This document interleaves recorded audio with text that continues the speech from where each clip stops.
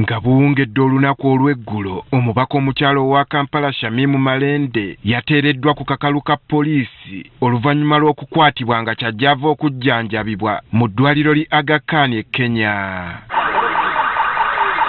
Okusinziira ku poliisi, ono ne banne abataano b'ekyalina bagguddwako gwa kweyisa ng'ekitagasa n'okutambula n'oluseregende lw'emmotoka ekitakkirizibwa.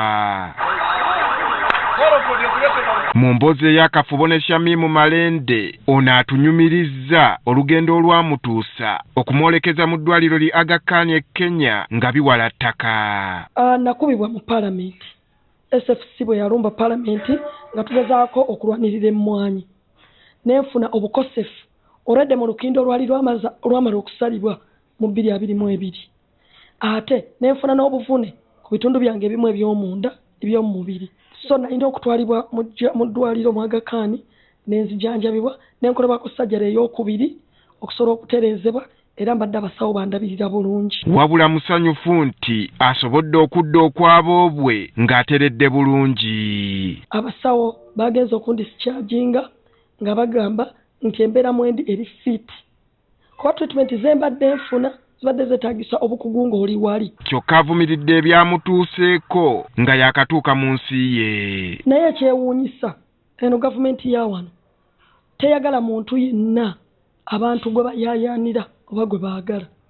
Abantu ne bayimirawo emirize kukubira ku jjambo bwe bati ng'otudde mu mmotoka yo kimala patrol okuvaayo n'amasasi n'okukwata abantu abatalina musango. Ekyo kyekyabaddewo jjo. Wadde ayise mu mbeera enzibu, Malende agamba mugumu era talina kyatidde. Obulamu bwo kyabugagga naye bw'obeera mu kifo ky'obukulembeze ng'abantu bakwesize.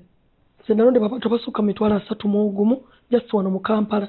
Eno struggle buli omu awaayo ky'asobola okusobola okuyamba. So tujja kubigumira. Ono atubuulidde nga bw'ali omwetegefu okuddamu okukwatira ekibiina ky'ebbendera ku ky'omubaka omukyalo owa Kampala olw'obusobozi bwe wadde nga waliwo abalala ababadde bakyegwanyiza. Era ndowooza nammwe mawulire mbadde mufulumya eby'enjawulo nga mulaga emirundi omubaka gy'ateesezza ebyaffe bibadde kirya nabyo nga weebiri n'eby'abantu abalala. So kirungi okutuna expertise y'omuntu oyazze. Bw'abanga omuntu mulungi nnyo mu by'okuyoola kasasiro n'okumuteekerateekera obanga alina experience nnyo ngeri nnyo ku local government then tumuleke mu local government kubanga abalwanyi bonna tubeetaaga. Bannakibiina kye era abajjukizza okukimanya nti olutalo lwe balimu si lwa kulwanira bifo nga waliwo ekiruubirirwa ekikulu kye balina okutuukiriza. At the end of the day tusigala twogera eddoboozi limu nga bannayuganda ng'abantu abaagala enkyukakyuka ate tusigala tuli famire emu. So nze nina okwesiga mu kakiiko naye ate eno revolution yaffe era esinga ebifo. Kyokka agamba mweteefuteefu okugondera ekibiina kye ku kyonna kye kinaaba kisazeewo. Kubanga ndimuulize eri ekibiina nze ekibiina sinze boosi wabula ndikubamu kuba kikulembera. Pulezidenti wange sinza muyisaamu maaso. Bwebanga eyo poliisi y'ekibiina sisobola kuyitibwa kibiina ate nenkiyisaamu amaaso sisobola.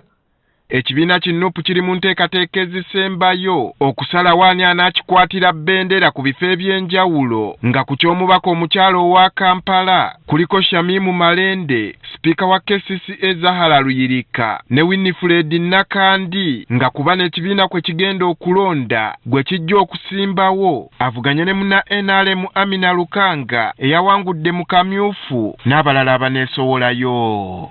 Andrew Kagwa, Agafeeyo, Spark TV.